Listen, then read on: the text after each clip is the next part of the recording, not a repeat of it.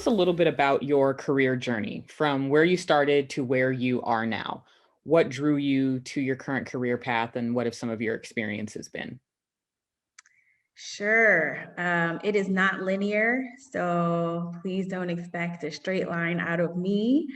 But ultimately, I have always known that I wanted to be a traveler and that I wanted to be a writer. And I think for a long time, I didn't know that you could do both and that you could make money doing both. And so I think that sent me in a lot of different directions in terms of my career.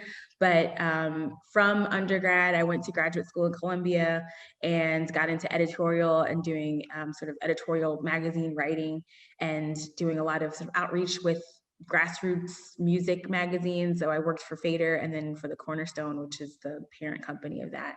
And then that kind of drew me into a lot of different directions in terms of creativity. And I ended up going into a career in the government and have done sort of crisis and strategic communication for the government for a really long time. And only recently did I really understand why, but ultimately I ended up starting to do degrees everywhere I went. So after my master's in Colombia, then I was living in India at the time and I got a master's there. And then I moved to Mozambique and I got my PhD there and then thought, what on earth are you doing and why are you doing this and what do you want to do with this? And it just kind of all came back full circle after I graduated in 2019, where I just thought, now is the time to really step into that writer researcher role and to really sort of publish more about the different histories and the different communities that I've been exposed to along the road. So that's where my writing under my own byline for Nafeesah Allen really came through. But then Black History Bookshelf itself is sort of my personal bookshelf, right? It's my bibliography for the types of work that I do, and just realizing that there were so many people who were interested in my work but who didn't know where to find the sources or how to understand these different communities. And so Black History Bookshelf kind of came out of that to continue to serve the people that I write for and who are part of my audience. Thank you. That's fantastic hearing about what you've done. You've been to so many places and studied a lot of incredible things. And it was great to hear how that's really come full circle for you throughout that journey, which, as you mentioned, hasn't been linear. What's been one of your biggest challenges and how did you overcome it?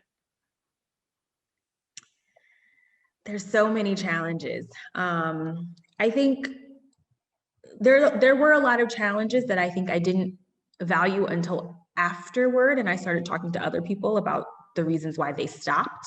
So I think for me, language is always one of the big challenges because I think learning a second language or a third language is something that stops a lot of people from traveling and a lot of people from really digging into authentic histories, right? Because you're like, I'm never going to be able to read this in Arabic, or I'm never going to be able to read this in Amharic, right? And so people are like, well, forget it. And I think for me, because I have always loved languages and I've been exposed to languages very early on, I didn't see that as a challenge. So I just dug in and did it. But I can recognize that that would be a challenge for a lot of people.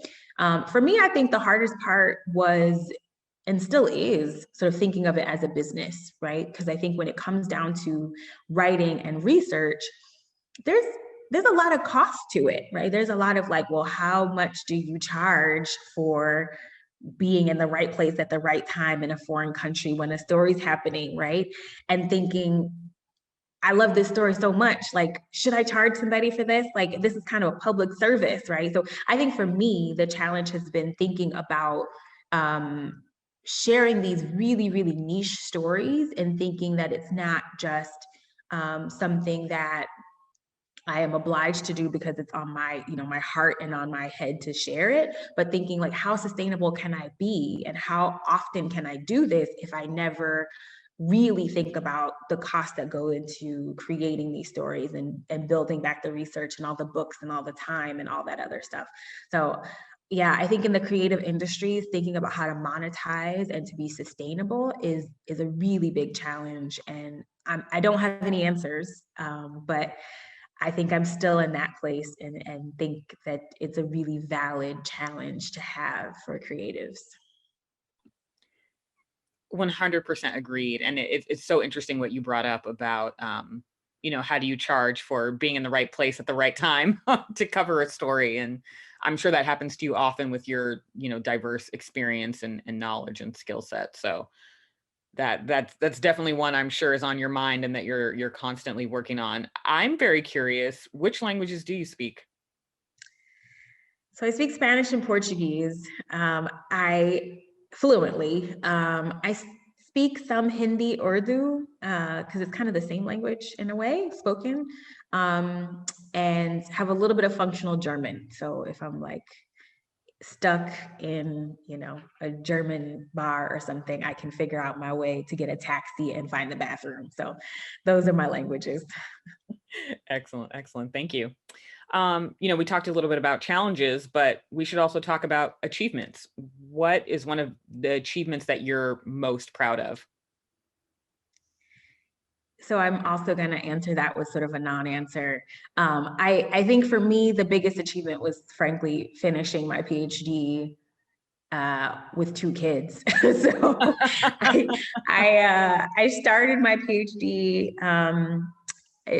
My husband's originally from Mozambique and my job was taking me there. And so I was like, oh, this is fantastic. I can really dig into some research here. And so when I started, we actually registered for university as we were driving to our wedding venue. So we were heading from Mozambique to South Africa and we got, well, Johannesburg, and then we got married in Cape Town. So on my way in that layover in Johannesburg, I registered for my PhD program.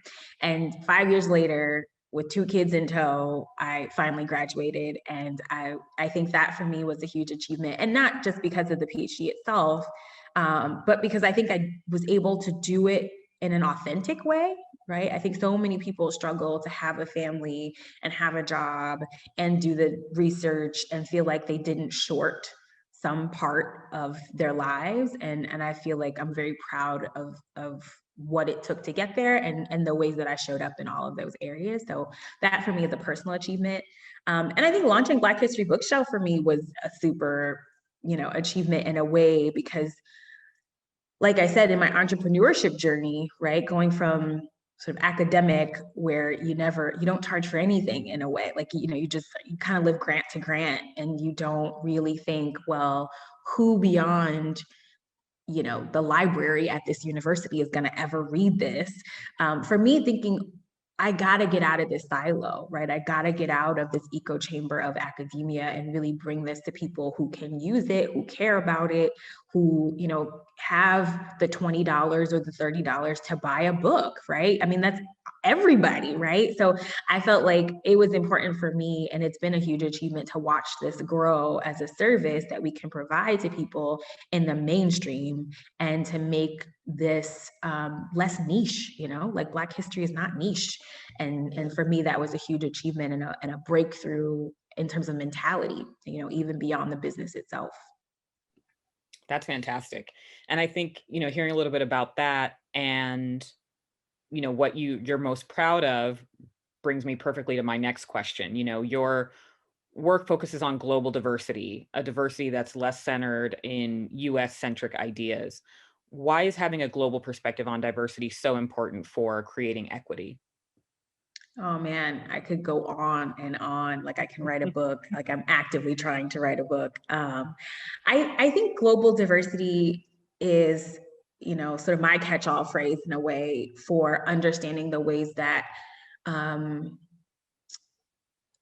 almost D&I work in the US is like both the solution and the problem, right? Mhm. Like it's sort of this catch all for like everything that you could possibly be, right? But I think when it comes down to global diversity, a lot of what I'm talking about is like global margins, right? Figuring out who is in the margins around the world, right? Because diversity could be everything from, you know, from how much you make and your socioeconomic status to, your race, your religion. And that is important, right? All of those aspects of your identity are really important. But when the work that I do is really looking at the gap and disproportionality of benefits and political representation and opportunities, right? So I'm typically looking for where we see disadvantage and why that could be happening, right? And that often for me is not necessarily in the story of the person who is affected by that, right? Like if I'm talking about, I mean, I recently did some research on Indian migration in Mozambique, right? And a lot of people are like, well, why don't you talk about, certain communities that are not getting resources in Mozambique? And I'm like, yeah, but you also have to think about like who is dominating these structures and why is that the case, right? And so for me, I think this is a very long, convoluted answer, but global diversity is really looking at those histories of opportunity and histories of disadvantage and trying to figure out why did they happen and what about that is replicable anywhere, right? Because some of these issues, especially migration, which is really where I'm focused now, that's global, right? I think we often try to think of things as like US centric because America generally dominates the news or any space in which we're in, but those lines, those themes, those ideas are universal and they show up in places around the world in many different ways. So I think first things first, for me, it's really important to get out of the US mindset because I think we tell other people's stories a lot. And coming from a place of learning other languages, I really value hearing people's personal histories and the ways that they talk about themselves, right, in their native languages. I think it's important to hear the way that people describe other identity groups or describe themselves over time, because it really gives you a sense of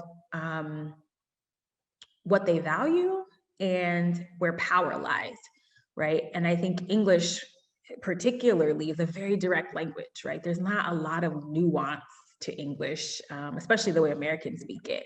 So I think it's, if you listen to people in Portuguese, for example, like the sentence will go on forever. Like the sentence never ends. It's just like a lot of commas and ands, and you're like, when are we going to get to the point?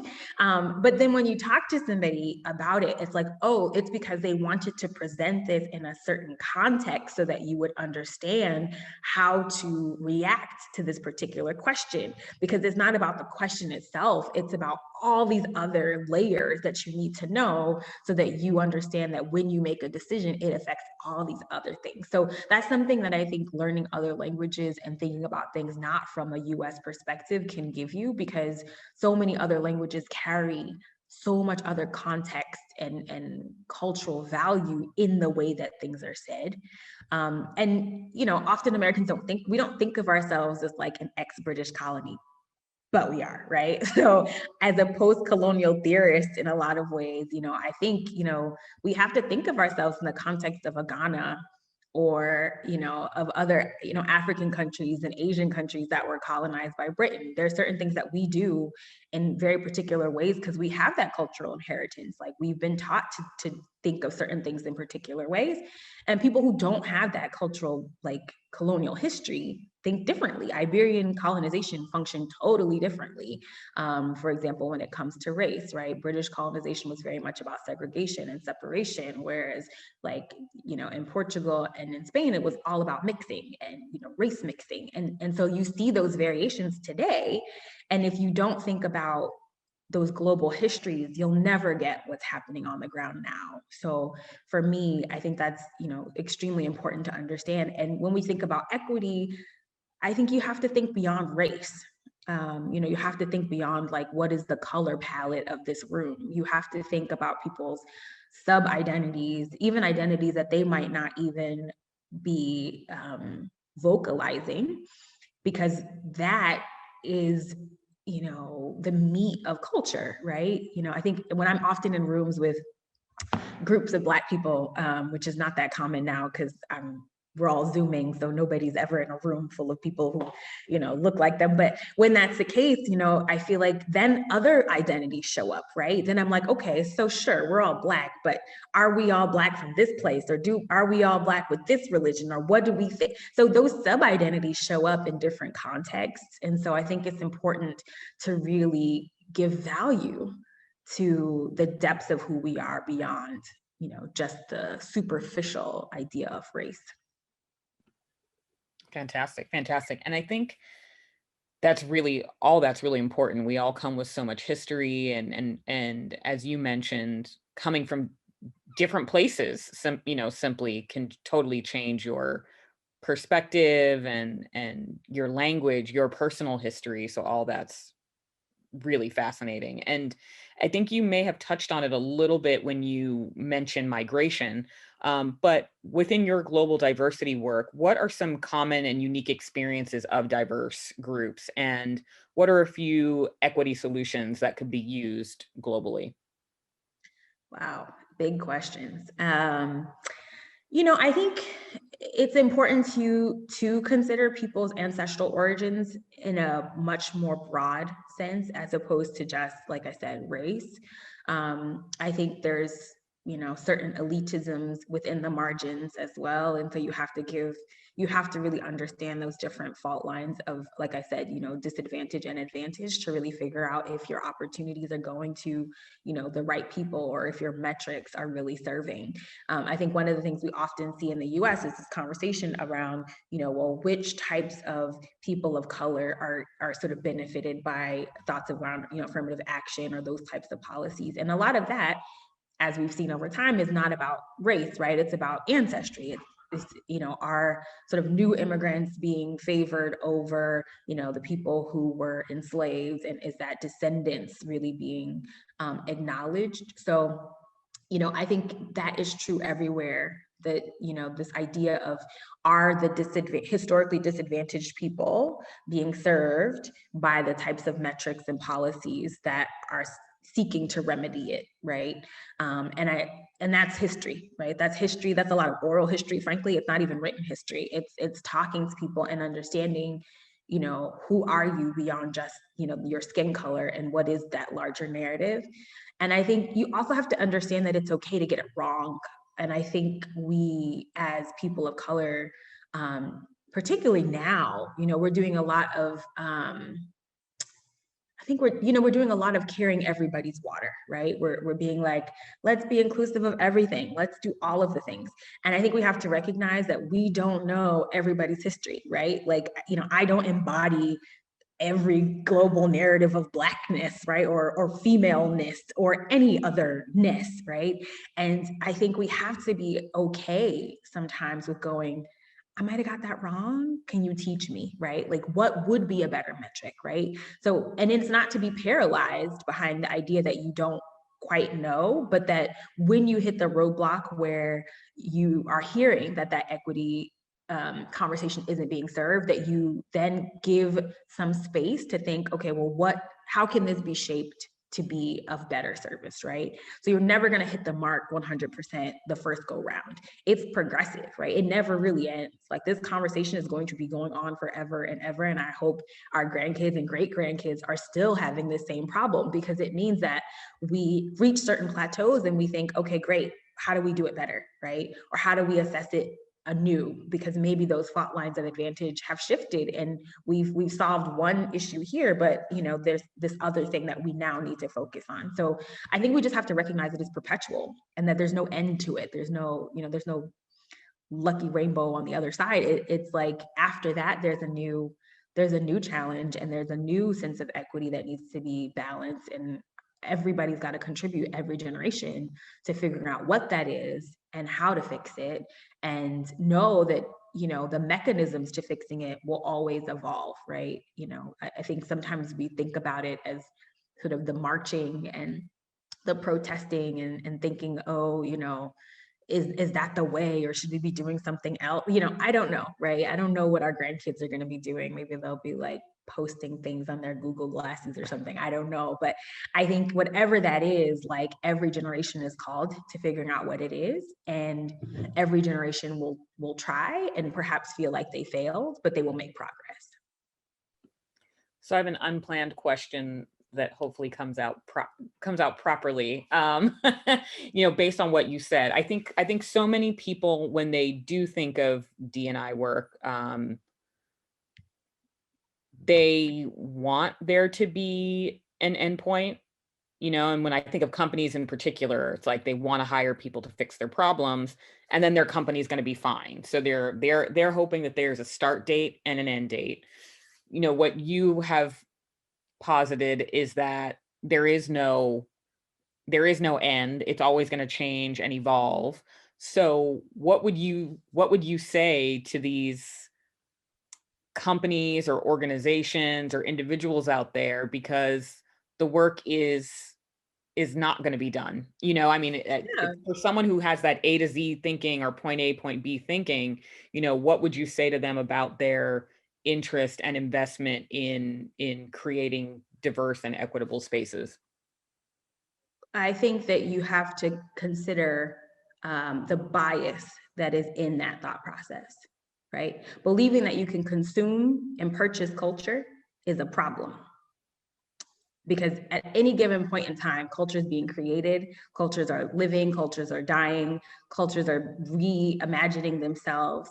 And I think, particularly in the US, this happens a lot. I think that people really want to see, um,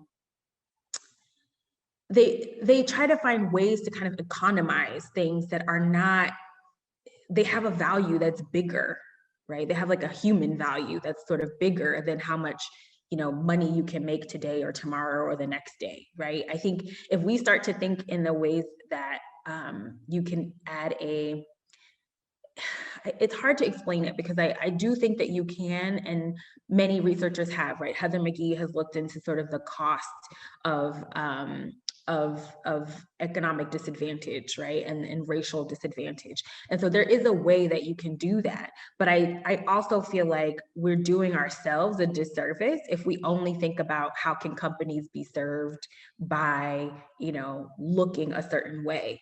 Because I don't know how to put it any other way except to say that, you know, your company as a reflection of who you serve is constantly changing. So to believe that, fixing the problem of today is going to solve your problem for the next 100 years is really, I think, a very faulty premise. And I think when people want to think that they've achieved something in terms of, diversity and D&I work, like, it's an ethos, right? It's not an objective in that way. It's part of your mission statement, right? You don't, it's like who you are as a fundamental company, and the way that you treat your workers and the way that you treat your clients and the way that you're constantly trying to make sure that what you do is representative of who they are and what they want to see in the world. If you believe that your company is going to look the same way 10 years, 20 years down the line, you shouldn't be in business, because your company is going to have to constantly adapt, right, to these new realities. And if you don't want to adapt, then you probably, we'll figure out whether or not your business survives or doesn't survive. But ultimately, like, that adaptation is part of owning a business fundamentally. So if you feel like this is something that you can just add on and check a box, I think you're going to be really disappointed, 5-10 years from now, when that is not the case. And I think it's also important to recognize, especially in the hiring process, right? Like, a lot of people think, oh, if we hire the right numbers today, we'll be great. This market is not that market, right? We're not our parents, we're not our grandparents, we're not trying to die in the same job. That's just not who this generation is. And so to believe that you can hire somebody today and you're going to have that person in your upper echelons of your company 20 years from now means you don't understand, hiring and employment today. Like, that's just not real. And also your retention practices, right? Like, it's beyond just hiring. It's how you keep that person, right? Because everybody's looking for different ways to evolve to meet the needs of the diverse client that they have. And so that same employee is valuable beyond your walls and your doors as well. So you have to figure out how that person feels valued beyond just money, right? But how that person is allowed to show up authentically as they evolve over their own lives, right? 20, 30, you're not the same person when you were hired at 20 that you are at 45. So I think companies have to really consider the ways that they need to adapt both to their clients as well as to their employee base to be credible in the D&I space over the long term. You brought up so many great points there. And I mean, even one of the most simple being the change. None of these are simple, but one of the most simple being the change in the way this generation, I'm assuming we're mostly talking about millennials, probably some Gen Z, view employment. Most of us typically don't land in a company and stay there for 20 or 30 years like our parents or grandparents may have. Right. It's just a different world because of technology, because of culture, because of a lot of different things. But Right. the way we view and approach work is just not the same today. And I would even say on the same by the same token, I think companies don't even value their employees in the same way. I think that is the principal reason Mhm, why we function the way that we do in the employment market. It's because our sense of debt is totally different than our parents and our grandparents, right? Our grandparents weren't saddled with hundreds of thousands of dollars worth of debt. They were told that they would get pensions, right? That if they stayed, there was some, pot of gold at the end that would take care of them. None of those protections are in place right now. mhm, So I think if we try to use that model, we'd be at a disadvantage and we'd be tapping into our grandparents' pensions to pay our bills, right? Like, it's not sustainable. So the entire economic structure has really shifted over the generations. And I think we're just responding to that. mhm, mhm. All great points. Thank you. Now, switching gears somewhat, Sure. who are some of your favorite Black or Black history writers, and how have they Yeah. shaped your work? Yeah. Digging into this question, I was like, okay, there's so many people here, but I think Zora Neale Hurston for me is she is who I hope to emulate as a writer and a researcher. And so I don't tend to write fiction anymore, but I think the way that she went about ethnography is huge, and she means a lot to me. So I went to Barnard as in undergrad, and she was the first Black student at Barnard. And so I think I draw a lot of inspiration from her. And I think a lot of the way that interdisciplinary studies is done at Columbia creates people who seek stories in the ways that she did. So I think, thinking from that Boaz school of anthropology, like I think I still bring a lot of that to my work. So every time I read her, I'm just like, like there's a whole halo over her books. I love bell hooks, and I didn't love bell hooks like I'm gonna say 10 years ago. Like I was just so confused by her, and I was like, what is she talking about? But as I really dug into some of my master's work in India around cultural traditions with Indian women as they migrated, I really struggled to find any comparable work that thought about the ways that women value their own experiences outside of these metrics of like money and wealth and like are they accumulating, right? And bell hooks really does, in her trilogy on love, really talks about like the currency of love and the currency of feeling like you belong. And so that for me has been something, a tool that I've used a lot in my own work, is thinking about these different values outside of the economy. And there's so many books. I mean, in terms of Black histories that are not written by Black authors, there's a lot of them. So I think one of the ones that I would say really sparked me and is a part of the way that I write is Fox Butterfield's All God's Children. And I encourage, every American, frankly, to read it. And it talks about the first child, African American child, to be tried as an adult in the incarceration system, right? And so, which is in and of itself really fascinating. But he does a lot of work as a journalist, going back into sort of where is his family from, and where does this connection between like violence and manhood come from? And he does a lot of digging through the American South and thinking about slavery and different connections around that, which are just fascinating. So yeah, I mean, I could go on and on. Like I love Jemima Pierre. She's a historian that I use quite a bit in my work on race on the continent of Africa, because I think it's really difficult to talk about race in a predominantly Black space. And there's very few people, I think, who are doing it responsibly. So I really like her work, and I use her work a lot in my more recent pieces. So I mean, I could go on. How much time do we have? Audre Lorde. I mean, I can keep going.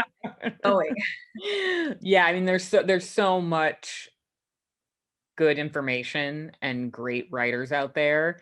It's Oh, tip of the Vijay iceberg. Prashad. Vijay Who? Prashad. Okay. I love him. Everybody was kung fu fighting. If anybody ever wants to think about solidarity and sort of, BIPOC before that was an acronym, Vijay Prashad does that and really talks about the ways that like Afro-Asian connections have been happening, and the fact that people don't ever really acknowledge them is unfortunate. But like he does this sort of historiography of everything from like film to politics. And yeah, so his work is also really has left a huge impression. Fantastic. Well, I think that leads nicely into my next probably big question for someone like you. But how have Black literature, history, and culture shaped global cultures and industries? Wow.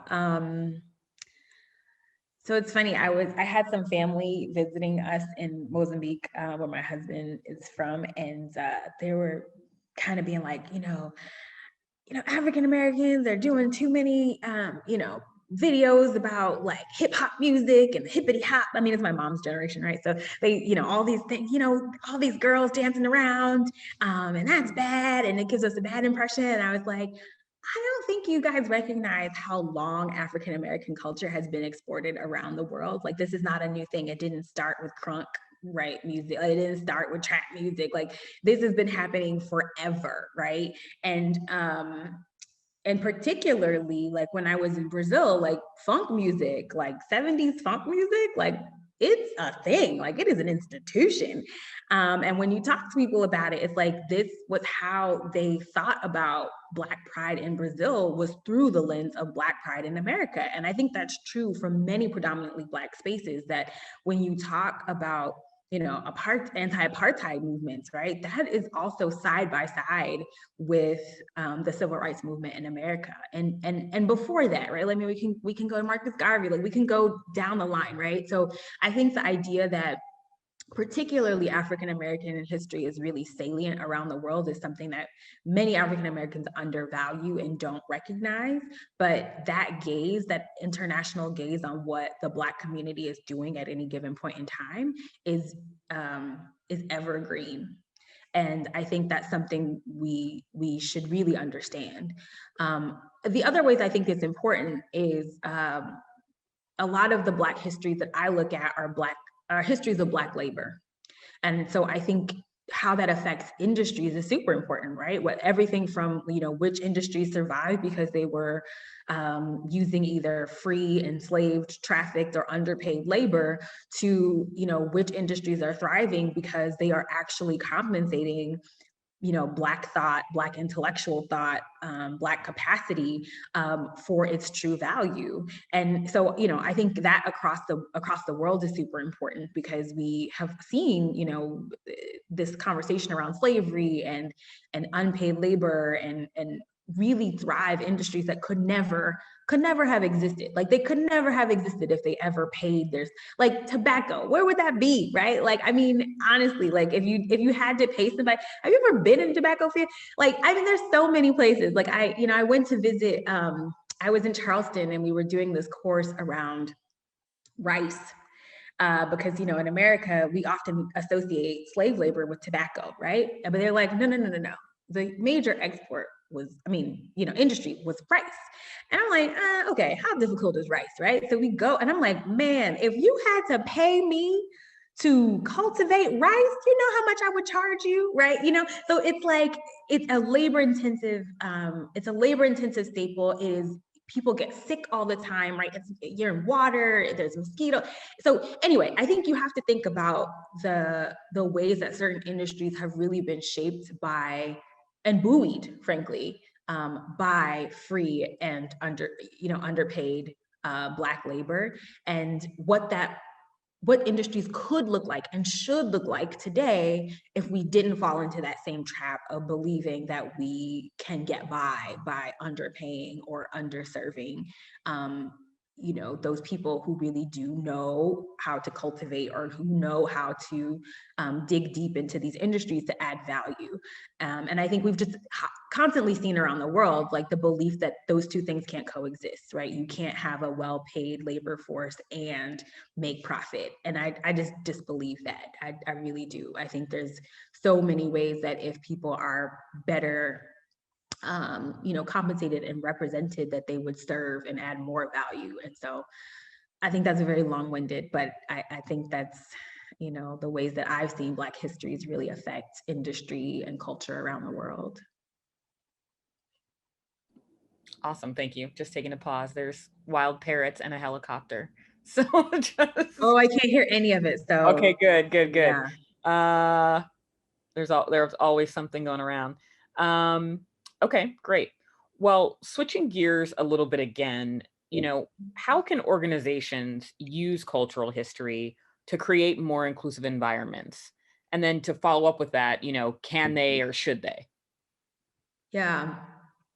I work in media space, so I feel like for me, the answer is like a resounding yes, right? Like you're trying to get to people's sort of hearts and minds, and you're trying to get them to be motivated to do something by the messages that you're sending. And I think understanding people's cultural histories and their values is important, right? If I'm trying to tell your story about the things you should want, and I'm talking about things that don't matter to you, then it won't resonate and you won't act right in the ways that I'm trying to instigate you to act. So in the media space, I think you can't live without it. You have to understand people's cultural histories and the motivations behind your audiences, and to really understand um, how to connect with them, right, authentically. I'm sure there are some places where I don't know, I'm sure there's industries that exist that don't require knowing that, maybe for your client base, but I still think it's important within your employee base, right? Within your internal community, to understand like the types of cultural histories people are confronting as they try to do whatever that work is, right? Like, I guess if you're a machinist, right, you don't need to know the cultural history necessarily, but like if you own that factory, yeah, like you need to know, like, are your employees, is there a day that matters to them, right? Is there an icon or a person or some sort of motivational element that like means something to the people that you work with every day, not just so that you can get them to work faster and harder and better, but so that you can be a person who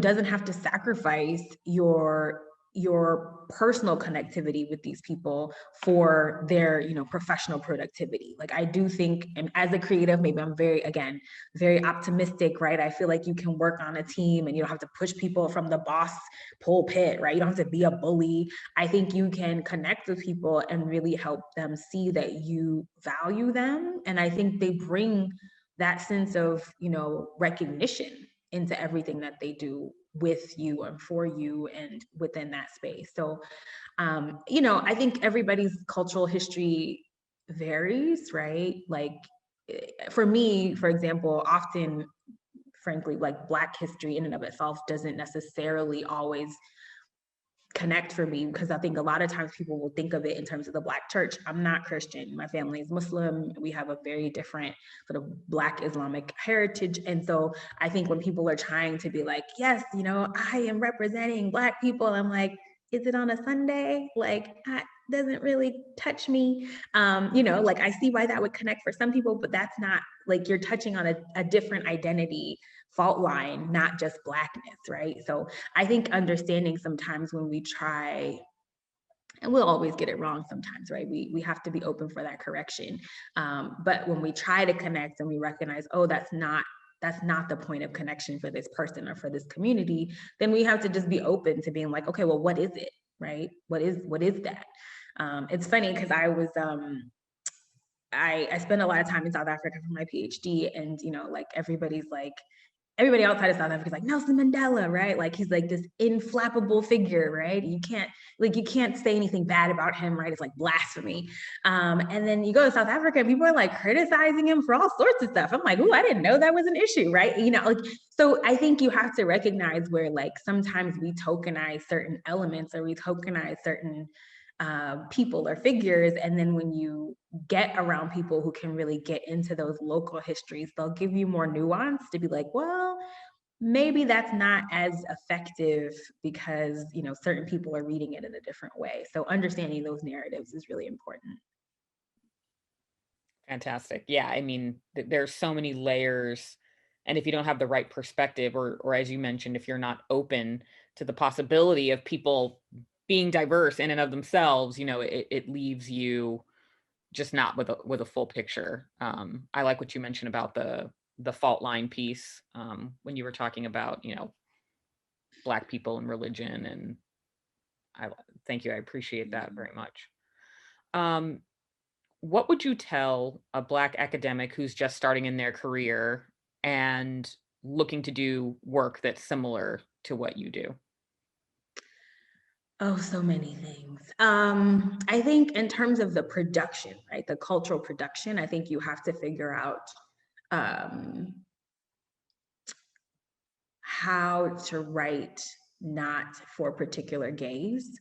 And I say that coming from, like I said, this sort of inspiration of Zora Hurston, who is very well documented as saying she's not writing for white gaze. Like she's really trying to write from within the communities that she's part of, and she's not trying to clean it up or, redepict things or translate, certain aspects. She's like, either you get it or you don't get it.